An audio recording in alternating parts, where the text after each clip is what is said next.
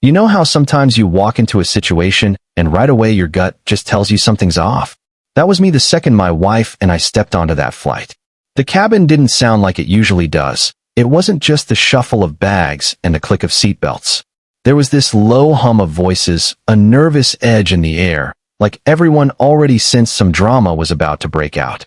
My wife, Hannah, was just ahead of me, clutching the strap of her backpack, her eyes locked on the little oval window she'd been so excited about for weeks.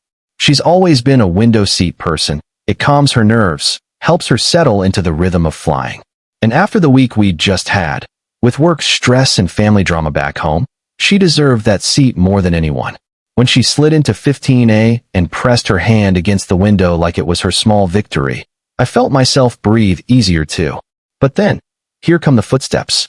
Heavy, stomping, full of energy that didn't belong on a quiet plane. I looked up and saw her, the kind of person you know is going to cause trouble before she even opens her mouth. Blonde hair yanked back too tight, blouse stretched to its limits, and a look that screamed entitlement. She stopped at our row, narrowed her eyes on Hannah like she'd found her prey, and without a word of greeting, said flatly, "You're in my seat." At first, I thought maybe she was just confused. It happens, boarding passes get mixed up. But when I pulled ours out and showed her, clear as day, Hannah's name printed right next to 15A, she didn't even blink. She jabbed her finger toward my wife and said, "I don't care what's printed on that. I need the window. I get anxious if I don't have it. So you need to move." Now, my wife isn't someone who likes confrontation. She's soft-spoken, thoughtful, the kind of person who says sorry when other people bump into her. But in that moment, she surprised me.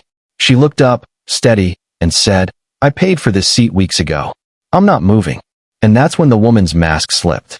Her hand gripped the seat in front of us, the other jabbing uncomfortably close to Hannah's face. "This isn't about money," she snapped. "It's about respect. A decent person would give me the window without a fight." I shifted in my seat, putting myself between them. "Look, we're not trying to cause trouble. But this is her seat. You can take the aisle or the middle." She's not moving. Her eyes flared. And then, to my disbelief, she grabbed Hannah's arm. Not hard enough to hurt her, but enough to make her gasp. And that was it for me. I leaned forward and said low, "Let go of my wife." "Now." She scoffed, loud enough for the rows ahead to hear. "Oh, don't be dramatic. I'm not hurting her. But you think you're entitled just because you paid a few bucks more? I've been flying for years, and I always get the window. Always." The row behind us went silent. Heads turned, phones came out, screens lighting up like we were suddenly on stage. A guy a few seats back muttered, "Here we go." Another whispered, "Classic." The flight attendant hustled over, already looking stressed, and tried to keep her voice polite. "Is there a problem here?" "Yes," the woman declared, seizing her chance. She pointed at me, her voice rising like she was performing. "This man shoved me. His wife is harassing me. They're refusing to move even though I told them about my anxiety. I can't sit anywhere but the window, and they don't care." The attendant turned to us, and I showed the boarding pass again. My voice stayed even, though my pulse was hammering. "This is her seat. She booked it weeks ago. She's not moving," Hannah added quietly. She grabbed me, tried to pull me out. The attendant's smile cracked just a little, and her voice hardened. "Ma'am, if this isn't your assigned seat, I need you to move." But the woman threw her arms wide, her voice going full theater mode. "You're discriminating against me. I told you I have anxiety. You're siding with them because they look calm, but I'm the one who's suffering." Phones tilted higher. The cabin felt like a courtroom. And then the captain's voice came over the intercom. Steady, calm, but full of authority. "This is your captain speaking. I've been made aware of a disturbance in the cabin. We will not depart until this is resolved."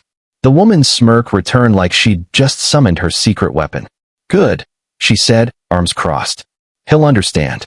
When the captain finally walked down the aisle, you could feel the air shift. People straightened in their seats. Phones inched closer. His presence was sharp, commanding, like a judge entering the room. He stopped at our row, glanced at us, then at her. "What's going on here?" She wasted no time. "Captain, thank you for coming. I'm being harassed by these two. I told them I require the window for my condition, and they've been cruel and dismissive. He even shoved me." Her words poured out like a script she'd rehearsed. The gasps around us were audible. But I held up the boarding pass, my hand steady. Sir, my wife booked this seat weeks ago. She hasn't moved. That woman grabbed her arm and tried to force her out. Hannah nodded quickly. I just want to sit where I'm supposed to. The captain studied the passes, his face unreadable. Then he turned to the woman. Ma'am, this is not your seat. Her face twisted. You're siding with them? I could sue this airline for neglecting a medical need. Do you want to be responsible for triggering a panic attack?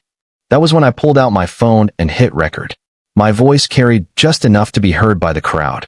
So, just to be clear, you're admitting you're trying to take my wife's reserved seat, ignoring the boarding pass, and accusing us of things we didn't do? For the first time, she faltered. Her eyes widened. Her voice cracked. You can't record me. That's illegal. It's not, I said calmly, holding the lens steady. Considering the accusations you're throwing, I think it's fair to document the truth. The passengers leaned in like the plane itself had tilted. A woman across the aisle gave me a small nod. Another whispered, finally. The captain's jaw tightened. His voice cut through the tension like a blade. This seat belongs to the passenger who booked it. That is final. If you refuse to comply, you will be removed. The cabin gasped. Relief flickered on Hannah's face. But instead of backing down, the woman made her final mistake. She lunged again, gripping Hannah's arm. That was all it took. The captain snapped at the attendants. That's it. Remove her. The flight attendants moved fast, each taking an arm, guiding her back down the aisle as she shrieked. No, you can't. This is abuse. I paid for this ticket. But the cabin erupted in applause. Someone shouted, bye. Another voice chimed in. Don't let the door hit you. Phones recorded every flailing movement, every wild accusation. By the time security met her at the jet bridge, the applause was deafening. Hannah leaned against me, her breath shaking, but there was relief in her eyes. She's really gone. I nodded, whispering. And she's not coming back. The captain gave me a short nod before turning back to the cockpit. The tension drained from the cabin, replaced with laughter, whispers, and a sense that we'd all just lived through a strange little slice of justice together. As we taxied down the runway, Hannah pressed her forehead to the window, finally able to relax in the seat she'd fought for. She whispered, you know, for a second I thought she might win. She was so loud, so sure of herself. I squeezed her hand and said, volume isn't power.